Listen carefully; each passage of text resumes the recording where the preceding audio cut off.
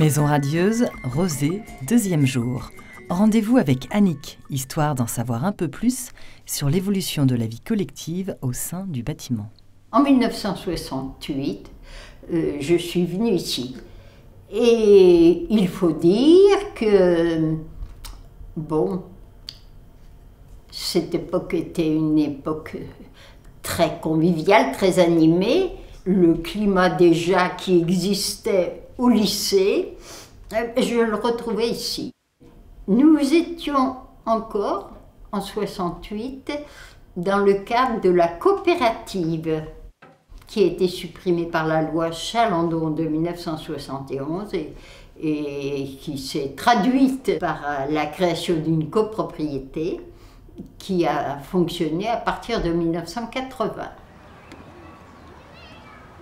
Les premiers coopérateurs, je dirais presque de droite et de gauche, parce que les deux existaient, étaient des militants qui se sont très vite organisés pour faire vivre la maison, créer une association d'habitants, s'inquiéter par exemple des transports en commun, essayer de résoudre des problèmes.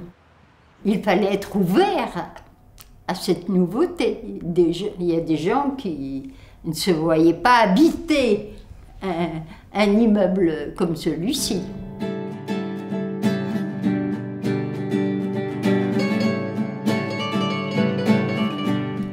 Événement révolutionnaire pour la génération 68, le concept architectural et social de la maison radieuse est encore perçu comme très novateur par les nouveaux habitants. Guillaume, entre autres. Cet appartement est particulier parce que non seulement il est l'œuvre d'un grand architecte, mais l'ancien propriétaire est un architecte également.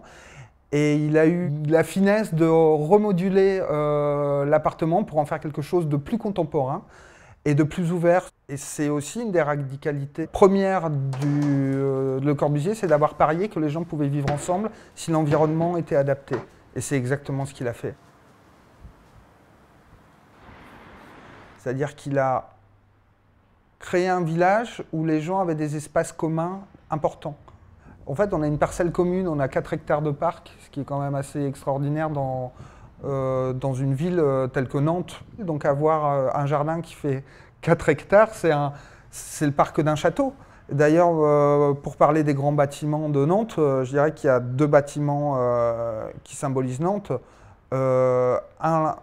Un bâtiment ancré dans le passé et un bâtiment ancré dans le futur, c'est le château des Ducs de Bretagne pour le passé. Et le second château, c'est la maison radieuse Le Corbusier.